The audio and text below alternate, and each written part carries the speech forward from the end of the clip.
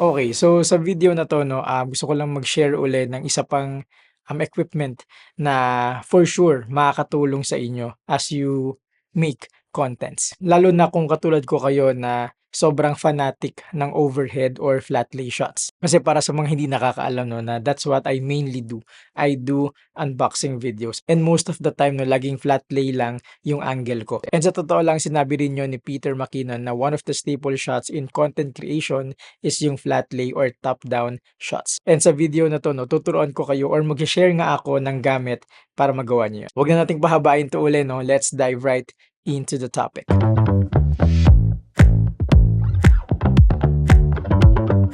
Quick disclaimer lang 'no, hindi ito sponsored video. So, the main reason bakit ko siya i-she-share sa inyo is dahil nakita ko na simple siya, madaling gamitin, and mura. Kasi maraming nagtatanong sa akin 'no, kung ano nga daw yung ginagamit ko for flat lay shots.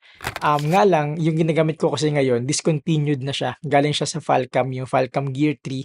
Kaya lang hindi na siya pino-produce so wala ka ng mabibiling gano'n. Kung meron man siguro mga second hand na or whatsoever. So, eto nung dumating sa akin 'to, eto yung sabi ko na puwede kong i-recommend kasi kung wala ako nung Gear 3, eto for sure yung gagamitin ko. And that's the reason why I am making this video. Again, hindi ito sponsored. So, simulan na natin 'no. Yung item na i-share ko sa inyo is from Ulanzi, kita niyo ba? Yan, the Ulanzi TH04 overhead camera mount 'no. And ito na yun 'no, kung naghahanap kayo, if you're wondering kung paano kayo gagawa ng mga flat lay shots, unboxing, whatsoever, eto na yun. Ito lang yung pinakakailangan niyo, na equipment. Eto tsaka table kasi nga table mount etong rig na 'to. Okay, so sige buksan muna natin siya 'no. Right off the box, kumpletong-kumpleto na 'to. Like puwede mo na siyang i-assemble at gamitin right away. And sa totoo lang sobrang grateful ako sa mga brands, producing such products na yung kumpleto na. Kasi may mga dati may mga products pa na kulang ng mga gamit 'no. Hindi parang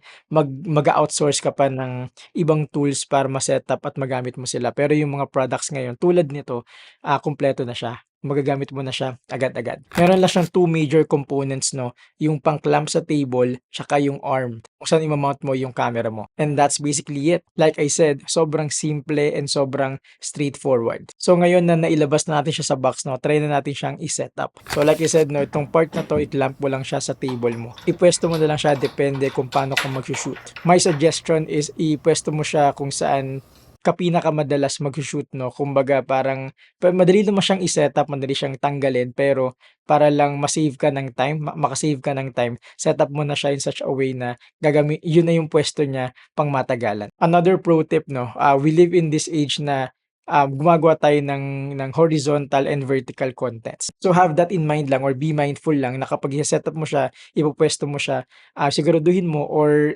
i-consider mo rin na yung puwestong yun puwede kang makagawa both horizontally and vertically. Kasi yung sa akin nakapuwesto siya in such a way na mapa-horizontal, mapa-vertical, hindi ko na siya kailangan galawin. And believe me, sobrang convenient nung gano'n. So ngayon na naka-clamp na itong part na 'to sa table mo, puwede mo nang ilagay yung arm natin. Patong mo lang siya dito tapos tighten mo lang and yun na yun. Yung kagandahan lang din dito 'no, puwede mong i-adjust itong pole na 'to para makadagdag or makabawas ng height. Depende again sa kung ano yung look na gusto mo. So kapag happy ka na sa itsura niyan, happy ka na sa height niyan 'no, puwede mo nang tanggalin 'tong plate na 'to tapos ilagay mo sa camera mo. In my case 'no, yung lagi kong ginagamit na pang top down shot is yung Sony a7 IV and Sony 24-70 GM Mark II. Relatively hindi magaang itong setup na 'to 'no, and that's actually the whole point 'no. Itong setup na 'to, itong rig na 'to from Ulanzi, masasabi kong heavy duty na rin siya. Take note din pala na meron din akong microphone dito kasi that's what I do 'no, ASMR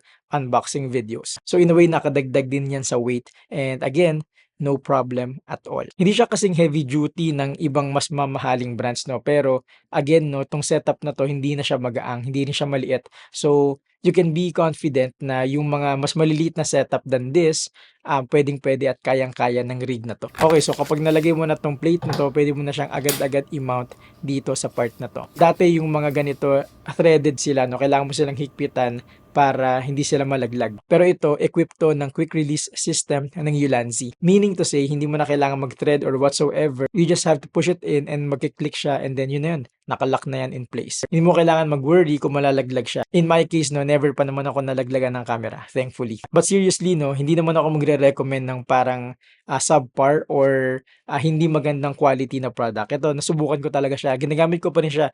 Ginagamit ko siya hanggang ngayon sa ibang setup ko, no, kapag nililipat ko siya sa ibang lugar dito sa studio.